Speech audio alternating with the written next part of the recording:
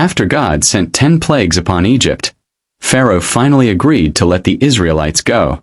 The people of Israel, under the leadership of Moses and Aaron, left Egypt in the hundreds of thousands. Men, women, and children, along with their livestock. They carried unleavened bread, for they had left in haste. God did not lead them along the coastal route through Philistine territory, though it was shorter, because he feared they might face war and become discouraged. Instead, he led them through the wilderness toward the Red Sea. God himself was their guide. During the day, he went ahead of them in a pillar of cloud to guide their way and provide shade against the scorching desert sun. At night, he led them in a pillar of fire to give them light, so they could travel by day or by night. The pillar of cloud did not leave them by day, nor the pillar of fire by night. The people received this with grateful hearts, knowing that God was with them. Children gazed in wonder at the great pillar blazing through the night, giving them warmth and light. The elders told stories of how the God of Abraham, Isaac, and Jacob was faithful to his promises. But behind them, Pharaoh changed his mind. "What have we done?" he asked. "We have let our slaves go." He prepared his war chariots, 600 of the best, along with all the other chariots of Egypt, all commanded by skilled officers. Pharaoh's army pursued the Israelites at great speed, horses galloping, war chariots kicking up dust, and weapons gleaming in the sun. When the Israelites reached the Red Sea, they saw the sea before them and behind them. They could hear the sounds of Pharaoh's army approaching. Fear gripped them. Some cried out to Moses, "Were there not enough graves in Egypt that you brought us to die in the wilderness? What have you done to us?" But Moses stood firm. "Do not be afraid. Stand firm and see the salvation the Lord will bring you today. The Egyptians you see today, you will never see again. The Lord will fight for you. You need only to be still." God said to Moses, "Stretch out your hand over the sea and divide it, so that the Israelites may go through the sea on dry ground." Moses stretched out his hand over the sea.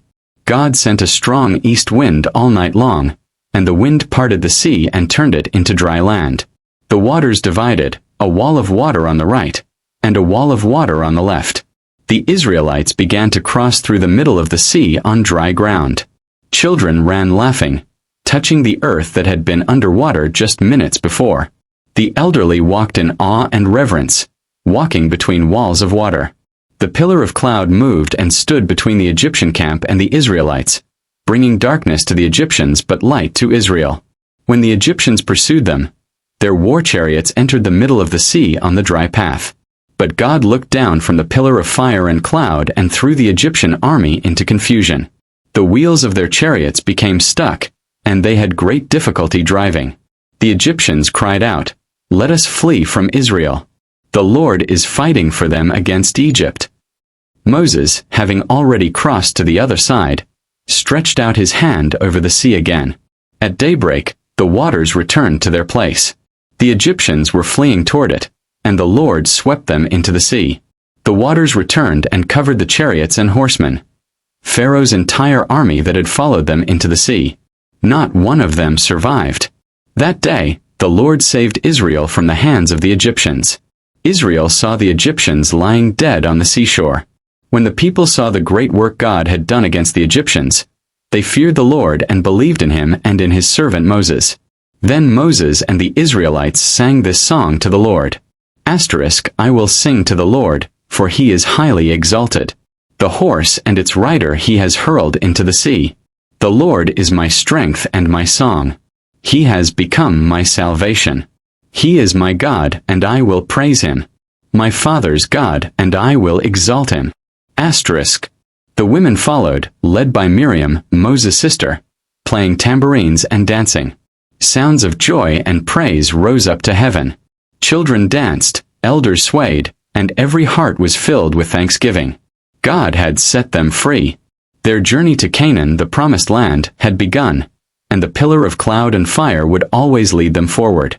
This story teaches us that God is faithful to his promises and mighty to save his people from seemingly impossible situations. When we face insurmountable obstacles, like the Israelites trapped between the sea and Pharaoh's army, we must trust in God's power and timing, standing firm in faith rather than giving in to fear. The pillar of cloud and fire reminds us that God's presence guides us through every season, providing direction and protection by day, and light and warmth through our darkest nights. Just as God made a way through the Red Sea, He can make a way where there seems to be no way, and our response should be worship, gratitude, and unwavering trust in His deliverance. ****